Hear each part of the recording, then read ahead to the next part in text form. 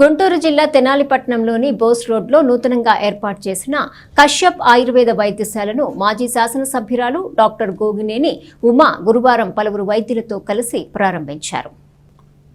ఈ సందర్భంగా డాక్టర్ ఉమా మాట్లాడుతూ ఆయుర్వేద వైద్యం భారతీయ సంస్కృతిలో ఒక భాగమని అన్నారు. ఆయుర్వేద వైద్యంలో అనేక దీర్ఘకాలిక వ్యాధులకు మందులున్నాయని, ఆధునిక కాలంలో ఆయుర్వేద వైద్యం కొంత వెనకబడిందని అన్నారు. ఆయుర్వేద వైద్యాన్ని పాటించినట్లయితే అందరూ ఆరోగ్యంగా ఉండవచ్చని చెప్పారు. వైద్యశాల నిర్వాహకులు సిహెచ్ కృష్ణ మాట్లాడుతూ ఆయుర్వేద వైద్యంలో దీర్ఘకాలిక వ్యాధులతో పాటు పంచకర్మ చికిత్స, ఫైల్స్, పిస్టుల వంటి వాటికి ఆపరేషన్ లేకుండా చికిత్స చేయవచ్చని తెలిపారు. మద్యపానం అలవాటుగా ఉన్న వారికి మందుల ద్వారా అలవాటు మార్పించవచ్చని అన్నారు.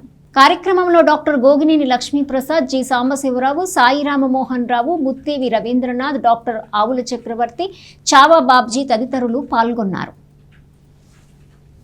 ఇప్పుడు మెడిసిన్స్కి మూల పురుషులు అంటూ ఉంటారు.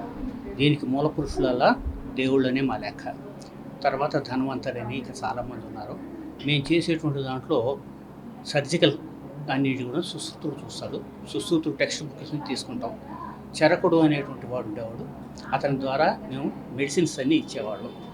ఈ విధంగానే మేము ఫాలో అవుతున్నాము. ఇప్పటికి కూడాను కొన్ని వేల సంవత్సరాల నుంచి నడుస్తూ ఉంది. అప్పటి నుంచి ఉన్నటువంటి విషయాలే ఇవాళ కూడా కంటిన్యూ అవుతున్నాయి. కొత్త రీసెర్చ్ అంటూ జరుగుతూ ఉంది, కానీ వాటిని మించి ఏం జరగటం లేదు. ప్రస్తుతం మేము తెనాల్లో చాలా కాలంగా ఉన్నాము. తెనాల్లో చేస్తూ ఉన్నాం. నేను ఒక 30 ఏళ్ల బట్టి ప్రాక్టీస్ చేస్తున్నా. ఇక్కడ కన్సల్టెంట్గా వస్తున్నాను రేపటి నుంచి. మా ప్రాంగణంలో డాక్టర్ మహితా గారు, అలాగే వారి టీం, డాక్టర్ మల్లికార్జునరావు గారు, వారి పాప కృష్ణ గారు, వీరందరూ ప్రారంభించుకుంటాం అని చెప్పగానే మాకు చాలా సంతోషం వేసింది. ఎందుకంటే ఈ స్థానంలో అంటే వైద్యంతో ముడిపడినటువంటి ఒక ప్రదేశం.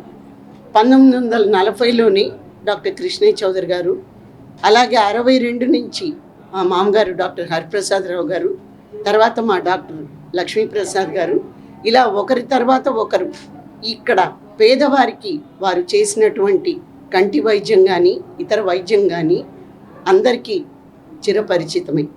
అలాగే ఈరోజు మాకు ఎంతో తెలిసినటువంటి ఒక మంచి కుటుంబం నుంచి వారు వచ్చి ఇక్కడ ఇది ప్రారంభించుకుంటాం అనగానే చాలా సంతోషం వేసింది.